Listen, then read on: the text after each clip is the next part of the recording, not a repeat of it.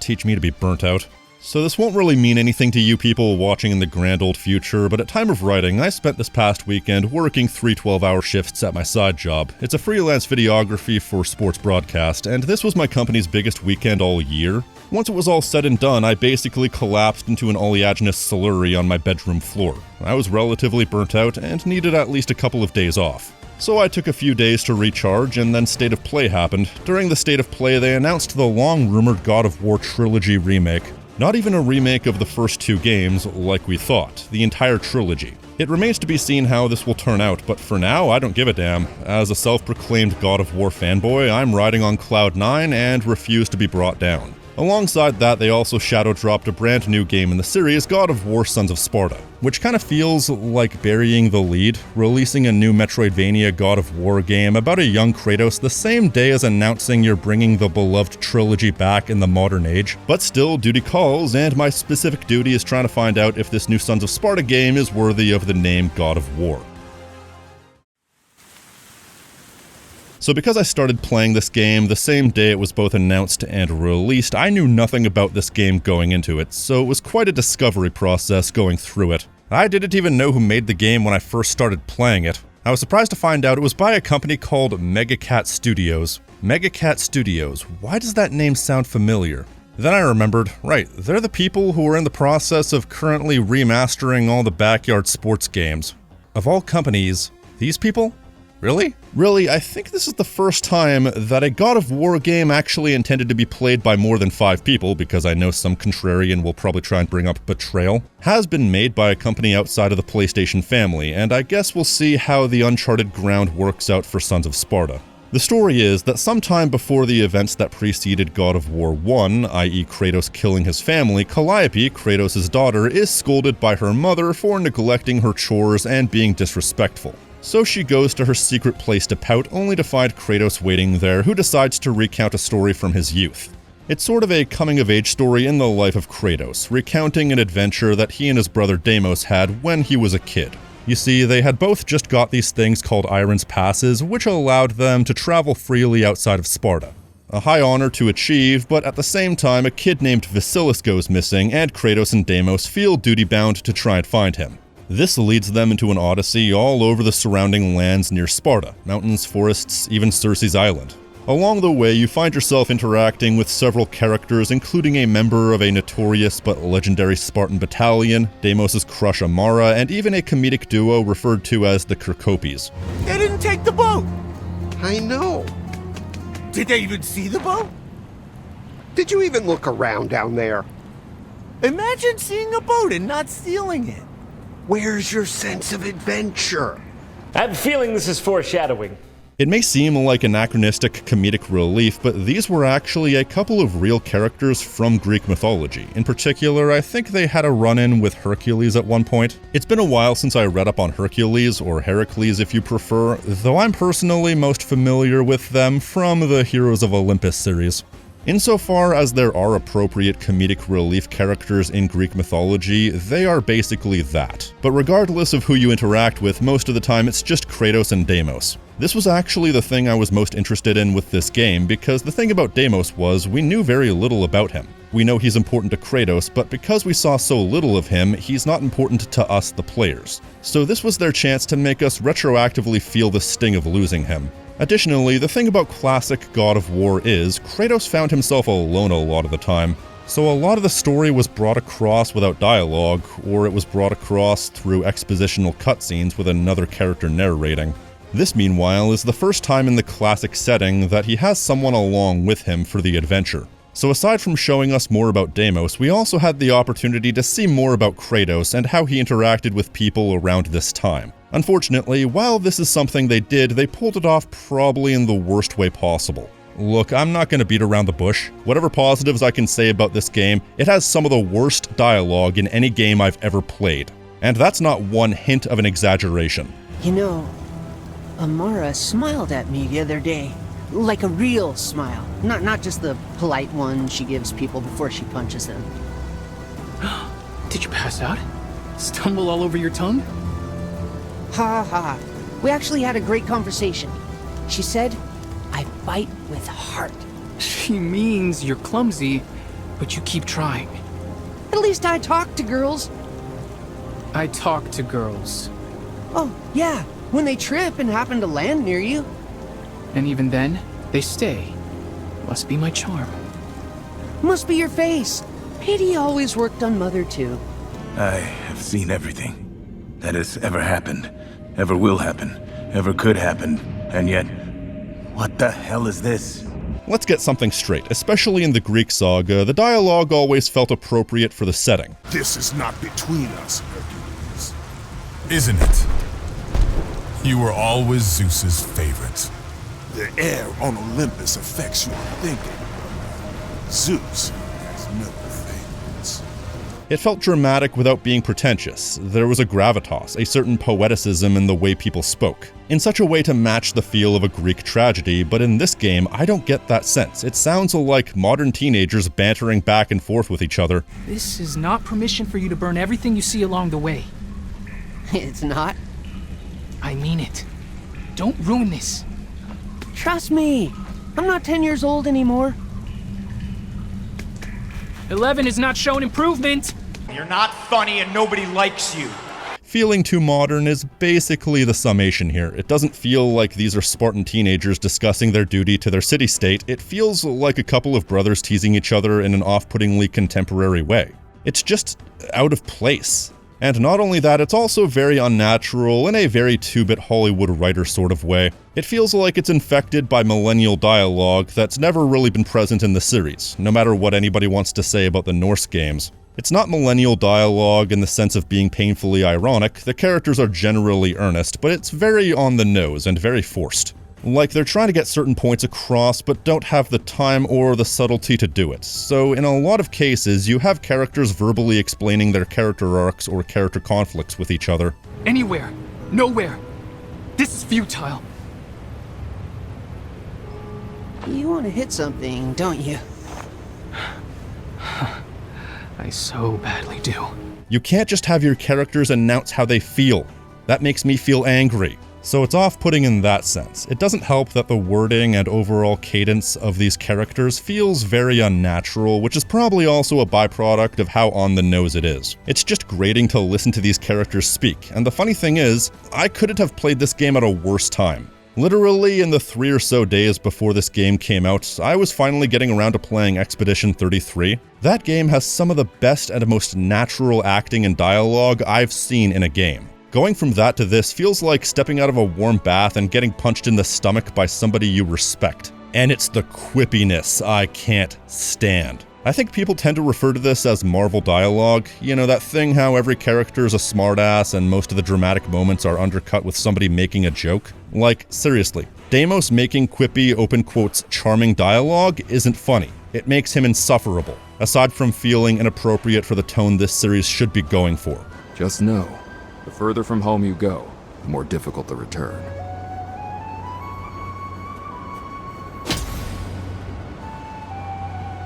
Literally? Philosophically? Then there's Kratos. I'm sorry, but Kratos, even at age 14 or whatever, should not have been quipping back and forth with anybody, nor should he have had dialogue scenes where he speaks openly about his feelings. He shouldn't have wordy dialogue at all. If anything, he should be reacting with coldness or puzzlement when people act casually or don't react how he sees fit. Like this scene. I was born a god, and so were you.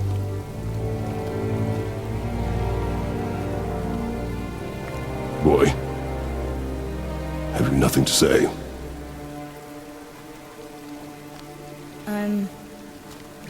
Can I turn into an animal? Can you turn into an animal?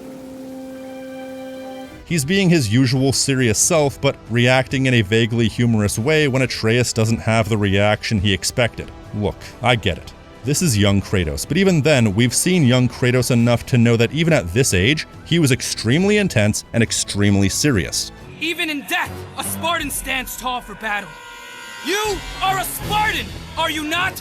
He was very dedicated to his duty, plus he's angry. That's basically been his defining trait from day one, is his angry heart. And yet, I don't think he even raises his voice in this game. I can't envision these two characters being the same person. They're so unlike each other, especially in certain instances where he kind of wears his heart on his sleeve. What really have the gods ever given us? They gave me you? Kratos has always been very pointed in his dialogue, saying a lot with very little. He wants his actions to do the talking, so it's a mischaracterization, and that's only the cherry on top. It's bad all around. After only a few scenes, I wished I could skip these cutscenes. They're that universally awful. Plus, the voice acting doesn't help. And without putting too fine a point on it, all these voice actors are talented, but I feel like the voice acting in this game is far too casual. Once again, I know that Kratos is still young, but even at this age, he should have some level of sternness and intensity to his voice. Yet, motherfucker sounds like Yuri Lowenthal, although he's actually voiced by somebody named Anthony Del Rio. Meanwhile, Deimos, this is hilarious, because I knew I recognized that voice, but I couldn't place it until I looked it up and found that he was voiced by Scott Menville, otherwise known as Robin from Teen Titans/Teen Titans Go. And the voice he's putting on is just Robin. Right. The sculptor always said you don't start with marble when learning to sculpt. That is great. The bottom line is, a story can have all the most dramatic elements you can put in, but if the moment-to-moment character interactions make me want to grit my teeth, it's going to be tough to sit through. And even then, I find the story itself isn't particularly good, even on its own merits. You know how I mentioned that the framing device of the plot is a kid named Vasilis going missing? Well, that's the whole plot. I'm not kidding. The entire game is spent with you gradually finding various clues to lead you in his direction, which is theoretically a good plot device if the game bases itself around exploration, but I feel like the game needed something else, because yeah, Kratos and Deimos start to get in trouble because of how much time they're spending away instead of doing their chores. But, like, given how many false starts this game has, and how many times you think you found him only for the game to stretch itself into another area, I would be mad too. And this kid went everywhere. He had a place where he practiced archery in the mountains, he had a couple of secret hideouts in other places such as these deep caverns, he got kidnapped by a cult at one point. Like, somehow, this kid survived an adventure going all over existence by himself. And through the game, they gradually try and make you sympathize with this character, despite the fact we've never met him, by showing us that Kratos was sort of the reason why he ran away, because apparently the kid was not skilled enough in Kratos' eyes, and so Kratos would mistreat him, including putting him in unwinnable situations during drills. They also try and use this as a parallel to his own relationship with Deimos, how people see Deimos as similarly weak, but Kratos refuses to give up on his brother. Kratos is determined to be the one to bring Vasilis back, even if it means breaking the rules and getting himself punished. Because while we don't know Vasilis, Kratos sees Vasilis as his greatest failure. And that's where our investment in finding him and bringing him home is supposed to come from. Good in theory, but once again, bungled in execution. It's hard to feel sympathy for a character we never met, especially after searching for him for 18 hours. And especially when it ends in the least satisfying way possible. I'm gonna spoil something important here, but to be honest, if you're playing this game, it's not gonna be because of the story. Quite frankly, I was actually chuckling at the idea that we were supposed to feel bad at the end, because Vasilis died and Kratos and Deimos had to carry him home on his shield. Like, I felt nothing in this moment because I just don't care. Both because of how the dialogue ruins any dramatic weight this game could have had, and because the singular plot point to get to this anticlimax of an ending felt stretched out to hell and back. Even beyond that, there are some pretty questionable decisions in the writing, like how at one point in the search for Vasilis you get captured by a cult. Getting captured is contrived enough, and I guess they couldn't figure out how to get you out of this situation naturally, so not only is Deimos not tied up when you wake up in the dungeon, but your weapons are literally in the dungeon with you. You're captured for all of 2 minutes, and you go straight back to where you just were. So much for dramatic tension. And then there's this rivalry that you have with this other Spartan named Brontis, who was the best friend of Kratos until Kratos abandoned him once Deimos was old enough to train, because Kratos felt more obligation to his own brother. Meanwhile, they're trying to have Brontis drive a wedge between you and Deimos, but that doesn't really go anywhere, especially because we never actually see any indication that Deimos is as weak as Brontis claims he is. He's doing just as good as Kratos in these situations. Then there's the issue of who's going to be the final antagonist. I thought it was going to be this legendary Spartan warrior who was going to be a twist villain because he was all mysterious and helping you out but then disappears for a bunch of the game. But no, he disappears because he doesn't have any more relevance to the plot. Then I thought the cult was going to be the final antagonist, considering they were briefly established and then ended up being the last place you had to go to look for Vasilis. So you'd assume they captured him for nefarious reasons, and in fact you even fight the cult leader who turns into this giant monster only for you to keep going into a completely separate area, and then the final boss ends up being some random monster. Yes, the monster who killed Vasilis, but this is the final boss and had no relevance to the story leading up to that point other than the fact that it's the final obstacle. It really does feel like a game that had its final boss and then just kept going for another half hour or so before ending. Is there any good about the story of this game? Well, I do enjoy how it sort of builds the world a bit, most notably this guy Ace. He's the guy who tries to cover for Kratos and Deimos while they're off adventuring, but one look at the character profile menu will show you that Ace is not actually his real name. This is in fact the legendary Atreus of Sparta. Well, my head's screaming at me, Atreus, it's time to panic. But my heart says, no. Hopefully this will finally put those false narratives to rest about how the last Spartan was Atreus. I mean, he never was, but now people will stop saying he was. Then I also genuinely enjoy the framing device of the story, with Kratos recounting the story of Calliope, because I feel like Kratos and Calliope have a very charming dynamic. And Kratos himself feels authentic in a way his past self never could, especially because he's back to being voiced by T.C. Carson, and no, Sony, I will not let you off the hook for ghosting him for years on end. Well, what does it mean to you? I think it means doing the right thing even if it seems wrong. And framing it all around the idea that Kratos is attempting to teach Calliope a life lesson is a good through line to give this game meaning, though even that doesn't get out without scrutiny. I'm gonna be that guy and point out that the entire game is based around a retcon. Okay, so in God of War Ghost of Sparta, while it was previously established that Kratos had a brother before this game, this was our first introduction to him. And the reason it hadn't come up until now was because his memory was suppressed. Only once he becomes a god does he remember what happened. And yet this game is set either shortly before or shortly after Kratos becomes a servant to Ares, and yet he's able to recount entire stories about his brother. Look, maybe the gods only suppressed his memory of the abduction, but even then, if you're Kratos and you're able to remember your brother at all, wouldn't it be weird that you could clearly remember everything about him until the moment he disappeared? Wouldn't you start asking questions? So even though there might be an explanation, the fact that he remembers his brother at all feels like a bit of a retcon. You'd think they would remember, given that despite being made by Megacat Studios, the game was written by some folks from Santa Monica Studios. In fact, apparently it was written by the same duo who wrote God of War Ragnarok. The f***? That just raises more questions than it answers. To be clear, Ragnarok has its problems, but it also managed to be so emotionally resonant that it made me misty-eyed at multiple points and even brought me to tears at one point. It understood how to balance humor and dramatic weight and had a lot of great moments. Meanwhile, this feels like, well, it feels like when the same people who made Thor Ragnarok went on to make Thor Love and Thunder. In fact, I think that perfectly describes this. If God of War Ragnarok is comparable to Thor Ragnarok and how it balances its writing, Sons of Sparta should be renamed to God of War Love and Thunder. It's all the negative aspects of Ragnarok with none of the qualities. But as for the contributions of Megacat Studios, how does the game play? Well, it's a mixed bag to say the least. Like, for example, I think the game is absolutely gorgeous as far as pixel art is concerned, though I think they might have been cheating. Looking at how smooth the pixel animations are, I have a sneaking suspicion that they either rotoscoped the animations of a 3D model, or these characters might actually just be 3D models with a filter over them to make them look pixelated. But hey, if it means a couple of artists get to go home early, I don't mind.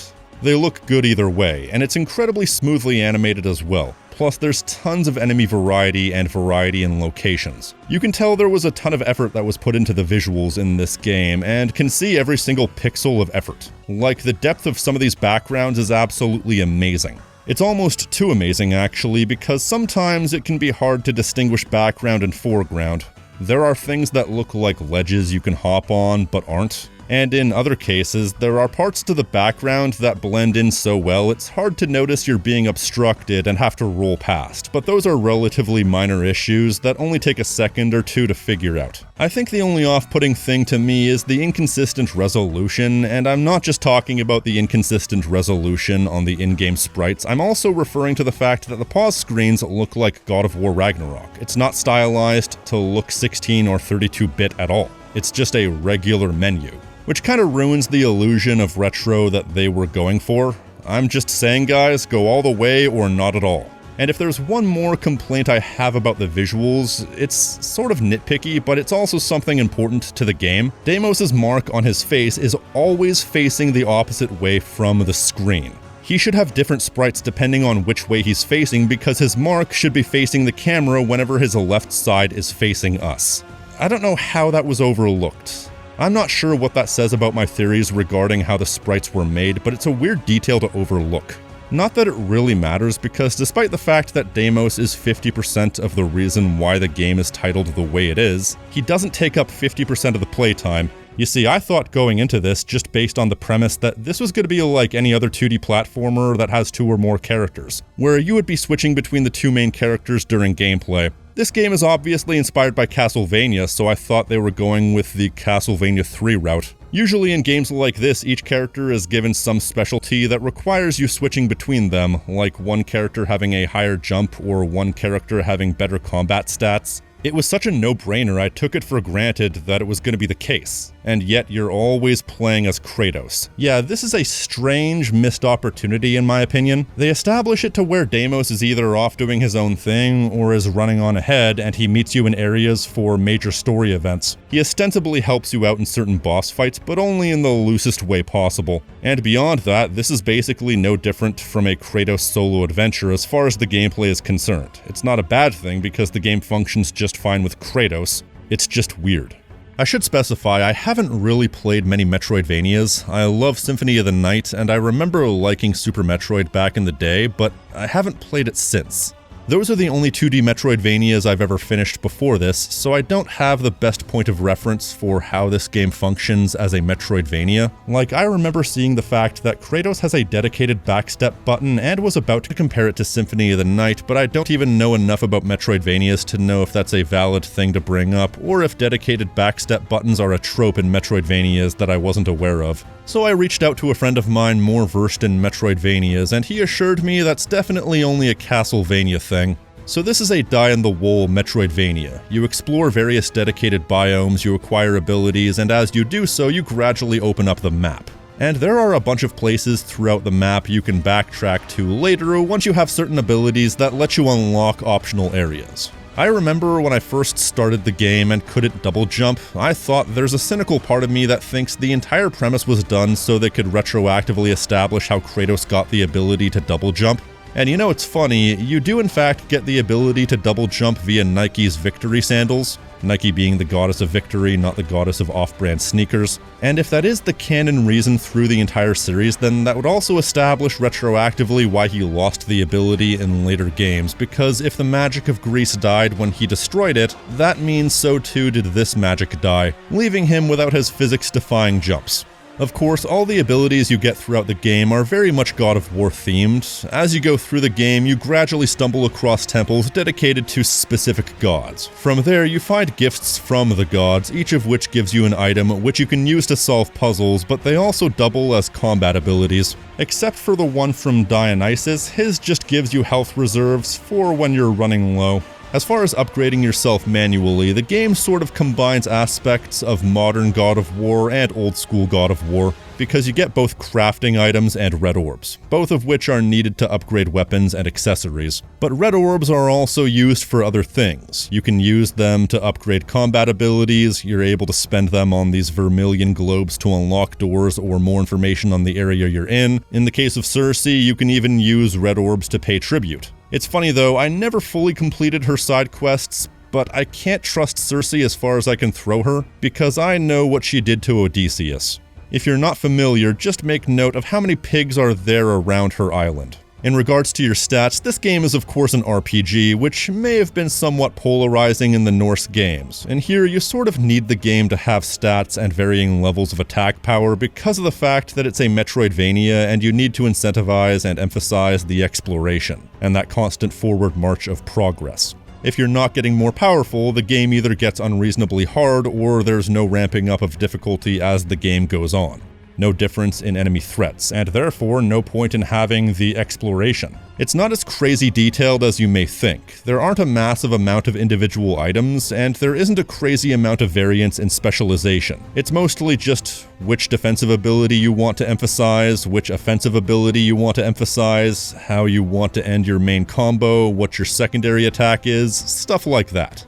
You're probably going to get the most mileage out of things like belts because there are a bunch of individual attachments called guris which you can put into them, and there is actually plenty of variance in the abilities that they give you. But my advice would be save up 7,500 red orbs and go to this globe in Sparta. If you pay that much at this globe, you get a maximum level guri called the Jewel of Zetio that will give you a visual notification of where secrets are, without which it's sort of a fight to find some of these secrets. Plus, because it's fully leveled, it gives you an immediate boost in your stats. You only start with 2 slots for these items, but if you collect the Olives of Demeter and bring it to her temple, you can upgrade it for more slots, which is good, because enough of these are useful enough that it's kind of hard to choose which to pick if you only have 2. The Olives of the Gods are one of the major explorative elements. As you go through the game, you will find inaccessible areas due to abilities that you need, and behind some of them might be olive trees or godly shrines, each of which are themed to a god. For the olive trees, you first need to fight a very hard battle before you can pick the olive. Meanwhile, the shrines, you just need to be able to access them. Olives will give you an upgrade to your stats, such as health or magic, while the shrines will give you an item which will upgrade the godly item from that temple. There's also plenty of side content outside of the 2 god-based gatherings, such as the optional Cyclops bosses, whatever the hell this psychedelic mini-boss is, or tasks like finding Circe's hidden idols. So there are a lot of reasons to explore, which is good, because a compelling forward march is everything you want in a Metroidvania. It's the thrill of the hunt that sells the game when all else fails. And honestly, I would say the game nails this. Whatever criticisms you can levy at the game, as a Metroidvania, it succeeds. This game has like 12 different biomes you can explore, which means you're always seeing new sights and new enemies. Doubling back and using new abilities to unlock previously unavailable areas is compelling when you're able to recognize something as the way to unlock a previously seen but inaccessible area. Plus, it's always fun to go back and bully the enemies that gave you trouble at the beginning of the game.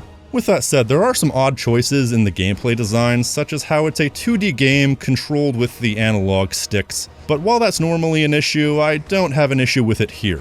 Then there's the level design, which can be questionable at times, especially as it pertains to the enemy placement. There is one area in the underground area below Sparta, which by the way you access via something called Typhon's Hole. Somebody was paid to write that. Typhon's Hole? Don't be revolting, Anyways, there's this area where you have one of these powerful female statues that you have to fight, and you have to hop onto the ledge to fight the enemy. But you also have to jump from a ladder, and there's poison all around you. If you're within 20 feet of it, the statue will wait at the edge of the platform waiting for you to try jumping. And because enemies knock you back slightly when you touch them, as far as I'm aware, there's no way to get past situations like this without having a bit of room on the ledge to be able to dodge past enemies onto more stable ground. That is unless you're able to hop over them, which you're not always able to.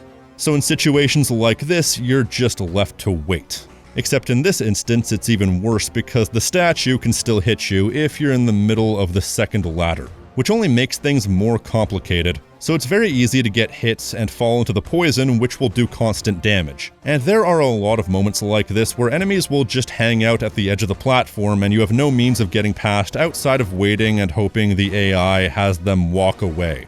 Maybe I'm missing something, but I feel like you should have the ability to either dodge past them while hanging from a ledge, like maybe a move that will have you hop onto the ledge and automatically dodge roll past them to circumvent this, or just have it to where the AI is programmed to never wait at the edge of a platform, and will always leave a bit of room for you to jump on. This kills the pace and gets annoying when you have to retry time and again, because the pacing is the most important thing. If you're not constantly moving and finding yourself accessing new areas and whatnot, the game stagnates and gets far less enjoyable, because the game's halfway thrilling when the pace is kept brisk and you're making new discoveries. There's also some plainly baffling level design choices, like this one instance where you have one of them poison plants at the edge of a platform that you have no way to get past. It's constantly stunning you so you can't get away, but you have no way through because you can't phase through these items, which is almost entirely unique in this game as you can phase through most enemies. I'm not sure if these are the only things you can't phase through, but they're at the very least the thing you'll encounter the most that qualifies.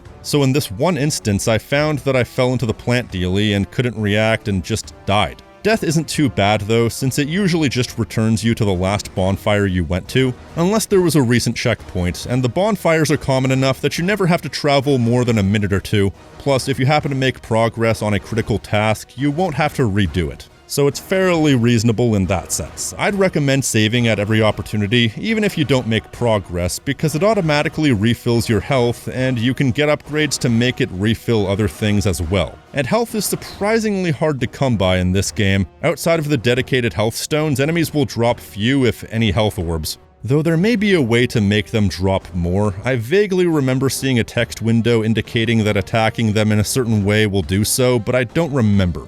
Plus, since this game is so new, nobody's had the chance to document these types of things. So even if I wanted to look it up, I probably couldn't find the answer just yet. Granted, even when things do get hairy, there are very few situations where death is unavoidable, and there are many situations where you can actually cheese your way past certain situations.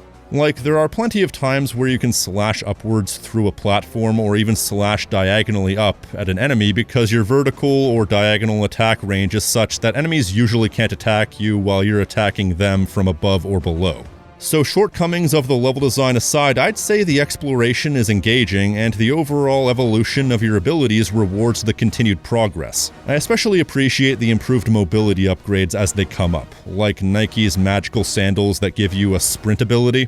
What about the combat though? Well, combat is usually the crown jewel of God of War gameplay.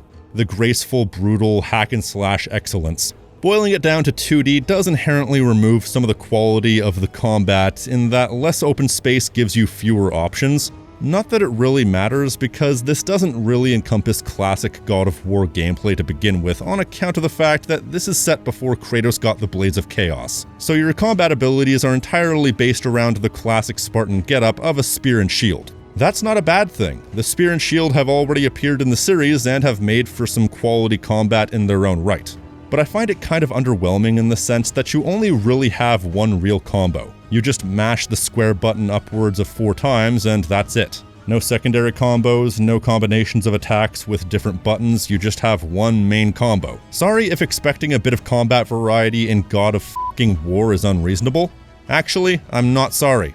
You do have secondary attacks you can buy or upgrade, but I find that they're not really as useful. Like, there's this one attack you can do if you hold the square button and release it, but it doesn't do nearly enough damage to make it worth it. Especially because holding the square button for long stretches of time not only leaves you open, but also kills the pace. Then there's that one attack where you jump and smash your spear into the ground, but that's situational at best. There are more attacks, but I find a lot of them don't really mesh into my playstyle, especially because I found that simply mashing the square button at an enemy and dodge rolling through them when they start to attack is the easiest way to play the game. Like, you can parry and block, but just rolling through them is the most optimal way to play the game. And in that case, all you need is a circle button and a finger to mash the square button.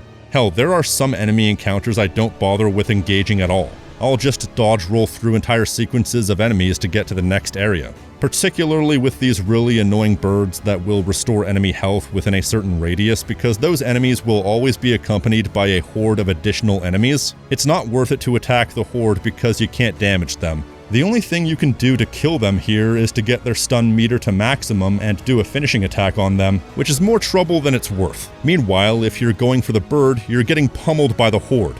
And birds are a universal pain in the ass to fight because of how small and hard to hit they are, and or how high up they are. So the relatively small hitbox on your spear or the slingshot makes them really annoying. But birds are usually ineffectual, so it's usually not a problem. This is the one exception. So if you see an enemy encounter like this, don't even bother, unless you need to. There are very few enemy encounters that you need to finish before moving on, but otherwise there's no penalty other than missing out on some red orbs. So if a particular part of the game is frustrating or otherwise you don't feel like doing it, you can just roll right through. Me on my way to you. Sorry. It kind of just shows how overpowered the dodge roll is and that you can basically skip half the game with it. Different color indicators indicate different styles of attacks, which further indicates what you need to do to counter the attack. Like, there are attacks that can't be blocked, attacks that can't be parried, attacks that can be neither blocked nor parried. But it doesn't really matter because in most cases, you can still dodge roll through the enemy to get to the other side of them while they're attacking. The only time this strategy breaks down for me is when you're facing enemies that are too big to dodge roll through or have generally greater mobility, such as the sentient wine boss named Alistair who flies all over the place. In those cases, you just need to learn the attack patterns and how to counter them, and if you can't be bothered, you can always lower the difficulty at any time. And there are some spectacular bosses in this game. Fighting the cult leader in his demon form was really cool, even if it did feel a bit too inspired by Castlevania, or the three Stymphalian birds. Those are awesome. All similar, but very distinct. The low light of the boss fight would be this giant snake boss fight at the harbor because it's so big and moves so quickly that trying to dodge its attacks is hard enough, let alone damage it. Still, the spectacular boss fights are a good payoff for the exploration, and while the melee combat can be a bit underwhelming, it's still perfectly functional and does the job it needs to. And there are other aspects to the combat. I'm not talking about that weirdly ubiquitous mechanic where you can flick loose objects at enemies because that's gimmicky and situational at best. No, what I'm talking about is first of all the Spartan Spirit meter, which is sort of the Rage of the Gods equivalent, but it's also distinct. And then you have the magic items. As far as Spartan Spirit, you're given yellow orbs by killing enemies or hitting certain environmental items, and if you have enough yellow orbs, you can hold the R1 button to then do spirit attacks, which are basically regular attacks powered up. But you're also given some abilities that are unique as well.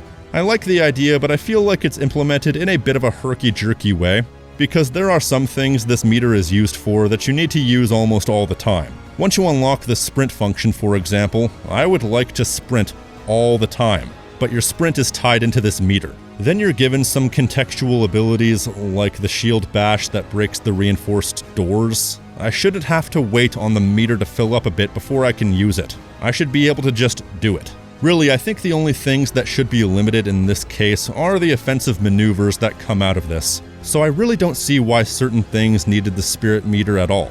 Like, sure, there are certain offensive maneuvers you can do while sprinting, but surely those maneuvers should use up the sprint meter, not sprinting itself, because sprinting is a passive and necessary ability. The same goes for when the magic items are used for solving puzzles. The solution is that the spirit meter will fill up a certain amount automatically, enough for you to be able to do certain maneuvers. And then when it comes to the magic items, anytime you have to do a puzzle segment that requires one, the item you have to use the magic on will automatically refill your magic meter a bit. Both arcane solutions to problems that probably shouldn't have been problems to begin with. Still, I like the idea of the spirit meter in theory, and on the combat front, I like it in execution as well. It's just that they were a bit confused about what they wanted this meter to be used for as a replacement of Rage of the Gods. But as for the magic items in combat, most of them have a super attack which can be very useful, which is done by selecting a specific weapon and holding L2 and triangle. But aside from regular attacks not doing that much damage to enemies, I also found that most of these weapons outside of the Lunar Blade are unwieldy as hell to use in the heat of battle, because using them takes two buttons, one to aim, one to shoot. This can get confusing if you're trying to aim at a moment's notice and are fumbling for the aim command and the shoot command. Why do we have to have multiple button inputs for doing singular functions? It's not conducive for fast-paced fights. Although it is fine for more methodical puzzle solving, which is something that this game emphasizes, and I would say the puzzles in this game are probably the best puzzles that God of War has ever had, which makes sense because Metroidvania is kind of built for that sort of thing.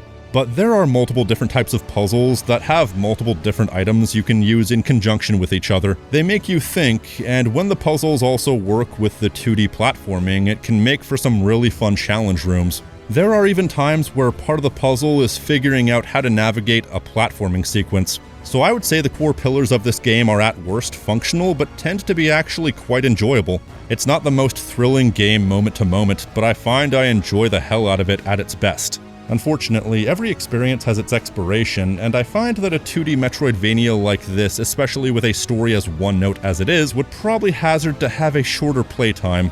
Personally, I thought the game really overstayed its welcome. I assumed it was going to be like 8 to 10 hours, maybe just based off the price and the premise, but I was playing it for more than 17 hours before I got to the end. Granted, I did find myself getting lost at points, for example, because I didn't notice for a while that tiles on the map with temples don't indicate that you can move either left or right. But even accounting for the trial and error of finding out where to go next, I still found the game was overstuffed. Hell, I remember thinking the same thing about God of War Ragnarok. One of its biggest flaws was the fact that despite having a very truncated third act, it felt like it was 2 games wearing a trench coat, so it was simultaneously cut down and overstayed its welcome. Is this just what God of War is now? I mean, you get your money's worth absolutely, but I'm sure I would also get my money's worth buying cheesecake in bulk, but that doesn't mean I would like to be spoon-fed cheesecake for every meal for every day. For what it is, it's insanely decadent. The amount of unique biomes with unique enemies is overwhelming. And is there a reason why we had to have a one-time 2D shooter out of nowhere or an entire hunting minigame you do all of twice? Once again, I love the ambition, but there comes a point when enough is simply enough. By the end of it, I was kind of over it and had wanted it to end for a good 3 hours, or 3 or 4 unique biomes. And I think the fact that this game is as long and as massive as it is also leads the game to being as glitchy as it is. Not gonna lie guys, it was a bit rough. I will acquiesce to the fact that I was playing this game on day 1, and I'm sure future updates will hash out the issues that I had, but there were some rough glitches here. A common glitch was that the wrong voice lines would play during certain scenes. What if I didn't stay in the army? What if I wanted to... And you would be a fool. You can never be... The cult must have shut down the ropeway. Vasilius cared only for himself. He pursued everything other than being a competent soldier. Not being a soldier is not being a Spartan. On me! Together! Be ready!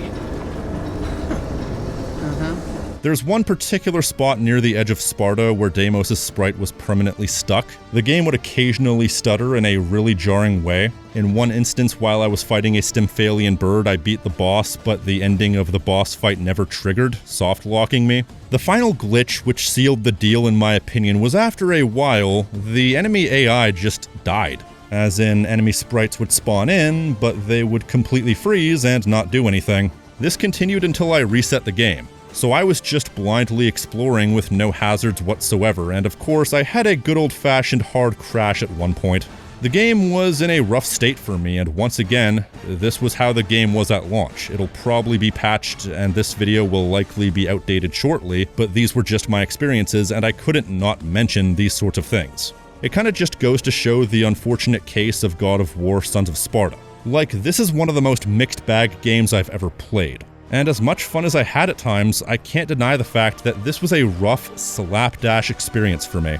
You know, I've always said that the worst God of War game would be Ascension, which I've always graded as a C-tier game, but after playing through Sons of Sparta, I'm actually prepared to say that this might take the crown. I might have to wait for my opinions to sink in for a while. It might get better on a second playthrough after a few months, once the game is patched to what they would consider a finished product. But while I think the gameplay was more enjoyable as a whole than God of War Ascension, it had a lot of frustrations that mounted after playing it for a while. Plus, it's impossible to ignore things like the story, the glitches, and the at times shaky design. You know, it's the difference between what I would consider painful mediocrity and something that's fun but flawed. I would rather play the thing that's at least fun, but I have a harder time recommending it because my recommendation has to come with so many asterisks. Whereas I don't really need any help recommending God of War Ascension to a God of War fan because if you enjoy the series, you'll at least enjoy Ascension well enough. I don't know what to make of Sons of Sparta. It's such a conflicting game, possibly the most conflicting game I've ever played.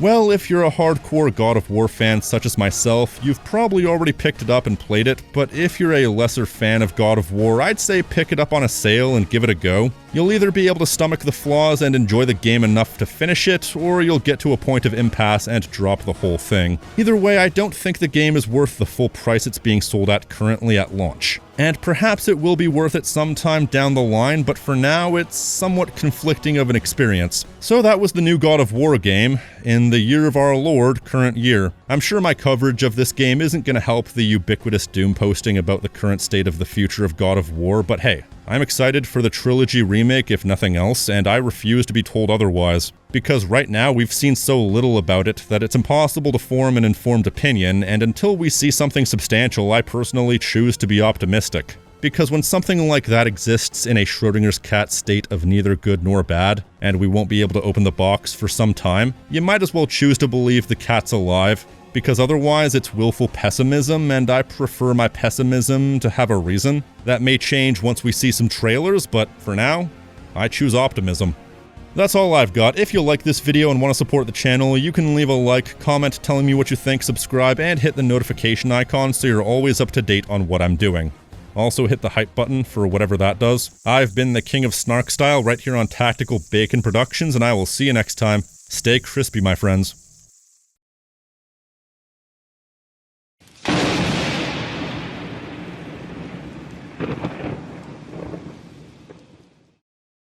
Wait a minute, you can't even pet the cat without the game glitching out?